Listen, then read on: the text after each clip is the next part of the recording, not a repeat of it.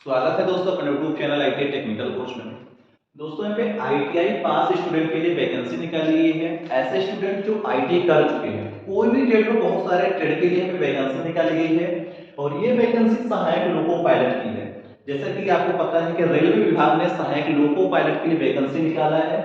अब इसमें से मैं आपको बताऊंगा, फुल नोटिफिकेशन है, इसमें से आपको पूरी जानकारी मिल जाएगी। फीस क्या लग रही है, आपका फॉर्म कब कितने तारीख से कितने तारीख को भराएगा, कितनी टोटल पोस्ट के लिए वैकेंसी आई है, क्या इस वैकेंसी में जो पोस्ट आई है क्या बढ़ सकती है नहीं बढ़ सकती, आपके जितने भी क्वेरीज हैं, बहुत सारे स्टूडेंट डाउट है कि सर इतनी बड़ी वैकेंसी आई है मगर इसमें से पोस्ट बहुत कम है, तो आपको पूरी प्रक्रिया बताएंगे। आपका सिलेक्शन कैसे होगा, कितने पेपर होंगे, फॉर्म कितने तारीख से कितने तारीख तक भराएगा, सारी डिटेल आपको मिल जाएगी।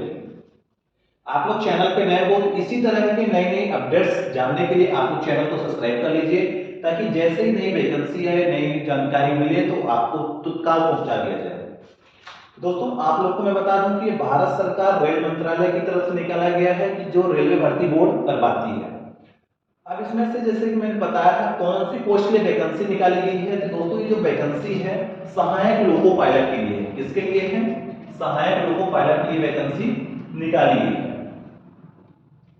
अभी जो सहायक लोको पायलट के लिए वैकेंसी निकाली गई है, इसमें से आवेदन प्रारंभ होने की जो तिथि है दोस्तों, तो 20/1/2024 के बीच आप अप्लाई कर सकते हो। यानी 20 जनवरी 2024 से प्रारंभ हो गई है। यदि आपको फॉर्म भरना तो आप फॉर्म भर सकते हैं। आवेदन जमा करने की जो अंतिम तिथि की बात करें तो यहाँ पे आवेदन जमा करने की अंतिम तिथि 19 फरवरी 2024 है। यानी आप 19 फरवरी तक आवेदन अप्लाई कर सकते हो, फॉर्म भर सकते हो। यदि आपके आवेदन में कुछ भी, यदि आप जो ऑनलाइन में फॉर्म भरते हो कुछ भी संशोधन करना है, कुछ भी गलत हो गया है, तो आप उसको सुधार भी कर सकते हैं। सुधार करने के लिए 20 फरवरी तक से लेकर 29 फरवरी तक दिया गया है। यानी 20 फरवरी से लेकर 29 फरवरी तक आपके फॉर्म में करेक्शन भी हो जाएगा। यदि आपका खाता नंबर गलत है, डेट ऑफ बर्थ गलत हो गई है, फोटो किसी और का हो गया है, मम्मी का नाम गलत हो गया है, पापा का नाम गलत हो गया है, इसमें से आप करेक्शन भी करवा सकते हो। फिर इसमें से मैं बात कर लेता हूं कि इसमें से जो पद है तो सिर्फ एक ही पोस्ट के लिए निकाला गया है, एक ही के लिए है, एएलपी। एएलपी होता है असिस्टेंट लोको पायलट, जिसको बोला जाता है हिंदी में सहायक लोको पायलट। इसमें से आपको 7 पे स्केल के अनुसार लेवल 2 के अनुसार आपको सैलरी दिया जाएगा, जो कि स्टार्टिंग सैलरी 19,900 रुपये होती है। इसमें से ये प्रारंभिक बेसिक है, इसमें से आपको अलाउंसेस, अदर अलाउंसेस जो लगते हैं वो अभी इसमें से नहीं बताया गया है। इसमें से यदि आयु की बात किया जाए तो 18 से 30 वर्ष के लिए रखा गया है। और टोटल पोस्ट की बात करें तो 5,696 पोस्ट है। यानी 5,696 पोस्ट देखा जाए तो 5,700 पोस्ट यहाँ पे वैकेंसी निकाली गई है। 18 से 30 वर्ष आयु मांगा गया है। सैलरी की बात करें तो 19,900 रुपए आपकी सैलरी यहाँ पे रहने वाली है। अब इसमें से जो आयु है तो ST, SC, OBC category wise छूट भी दिया है। किसको कितना छूट मिला है वो आगे आपको मिल जाएगा। जैसे कि मैंने बताया था कि ये जो नोटिफिकेशन है अपने पास फुल नोटिफिकेशन है, इसमें से आपको सारी चीजें मिल जाएगी। ये जनरल जानकारी है कि आपका जो पेपर होगा, तो पेपर में दिया गया है कि आपका जो पेपर होने वाला है नकारात्मक अंक रहेंगे, नेगेटिव मार्किंग रहेगी सीबीटी 1 पेपर में और सीबीटी 2 पेपर में। जैसा कि आपको मालूम है कि 3 पेपर होने वाले हैं, सीबीटी 1 पेपर, सीबीटी 2 पेपर। दोनों में ऋणात्मक अंक यानी नेगेटिव मार्किंग रहेगा। प्रत्येक गलत उत्तर के लिए 1/3 अंक काटा जाएगा। कंप्यूटर आधारित एप्टीट्यूड टेस्ट, जो आपके एप्टीट्यूड टेस्ट होते हैं सीबीएटी में कोई नकारात्मक अंक नहीं है। यानी जो एप्टीट्यूड टेस्ट है उसमें से नेगेटिव मार्किंग नहीं रखा गया है। सीबीटी 1 और सीबीटी 2 दोनों में ऋणात्मक अंक रखा है। तो आपको यह भी ध्यान रखना है नेगेटिव मार्किंग के साथ साथ आपका पेपर होने वाला है।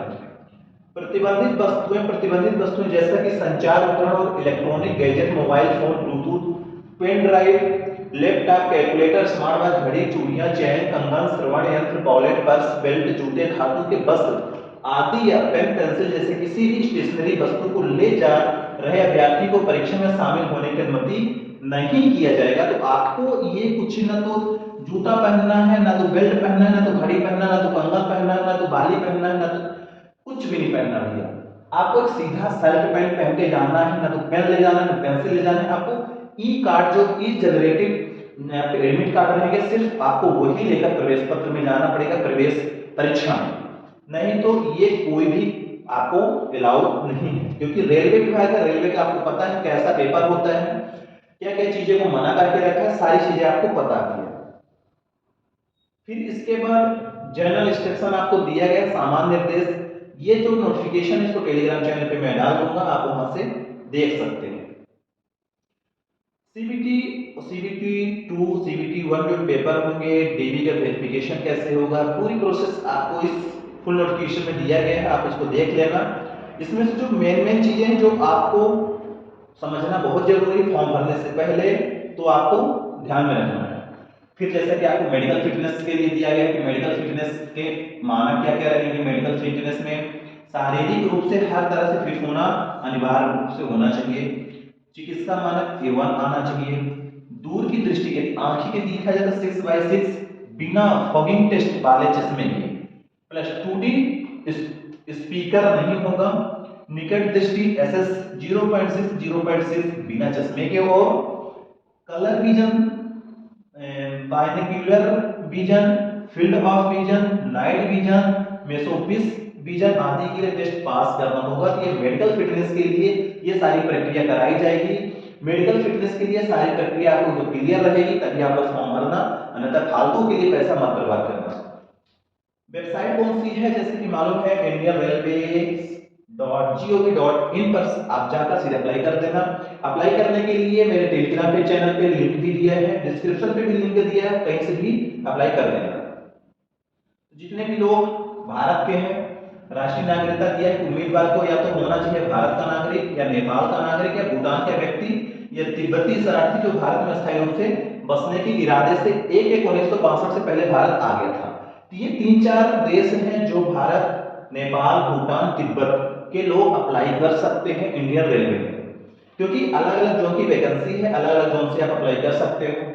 आयु सीमा की बात किया जाए तो आयु सीमा 1/7/2024 को 18 से 30 वर्ष होना चाहिए जनरल वाले स्टूडेंट के लिए। नीचे दी गई तालिका में निम्नलिखित श्रेणी को दिया गया है।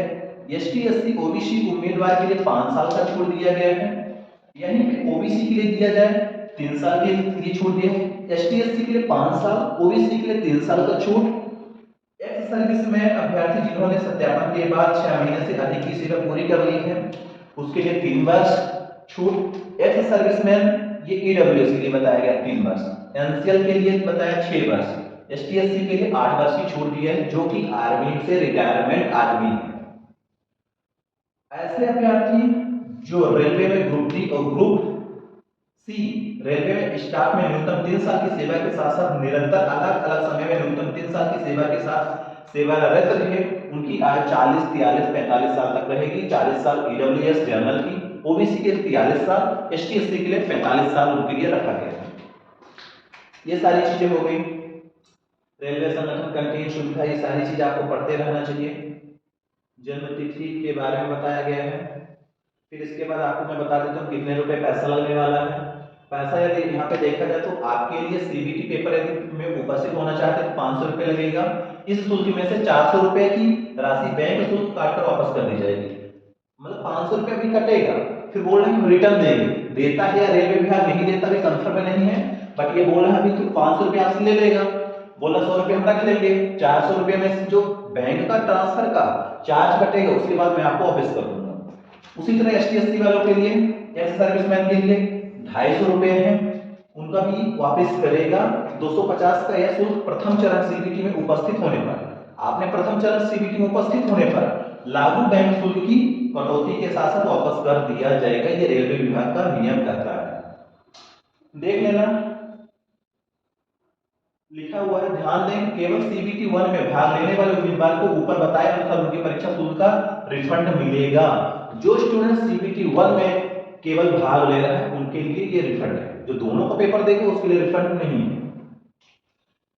आपने पेमेंट बैंकिंग के मतलब डेबिट, ऑनलाइन, यूपीआई जो भी माध्यम आप कर सकते हैं, इसमें से कुछ ज्यादा उसमें दिया गया नहीं है। तो ये जनरल जानकारी थी जो आप लोग को मालूम हो गई होगी। इसके अलावा कुछ भी आपको डाउट है तो आप लोग कमेंट कर सकते हो, क्योंकि सारी चीजें पता चल गई। फॉर्म कब तक भराएगा, फॉर्म भरने की लास्ट डेट क्या रखी गई है, फॉर्म को कैसे भरना है, फॉर्म को भरने के लिए कौन सी वेबसाइट चाहिए, ये सारी चीजें आप लोग मालूम कर लिए होंगे। और इसके अलावा ऐसा लगता है कि आपको जानना है, नहीं मालूम है, तो आप लोग कमेंट करना, मैं कमेंट के माध्यम से या टेलीग्राम पे मैं पोस्ट भी कर दूंगा, तो आप लोग सारी जानकारी कर लेना। और फॉर्म जरूर अप्लाई करिए। ऐसे स्टूडेंट जो इसमें से एलिजिबल हैं, जो फॉर्म भर सकते हैं, कौन कौन से ट्रेड वाले भर सकते हो, मैं नेक्स्ट वीडियो में बताऊंगा कि रेलवे विभाग में ऐसे कौन कौन से ट्रेड वाले स्टूडेंट हैं जो अप्लाई कर सकते हैं, क्या क्वालिफिकेशन मांगा गया है, सारी चीजें आपको नेक्स्ट वाले वीडियो में मिल जाएगा। मिलते हैं नेक्स्ट वीडियो पे। जय हिंद, जय भारत।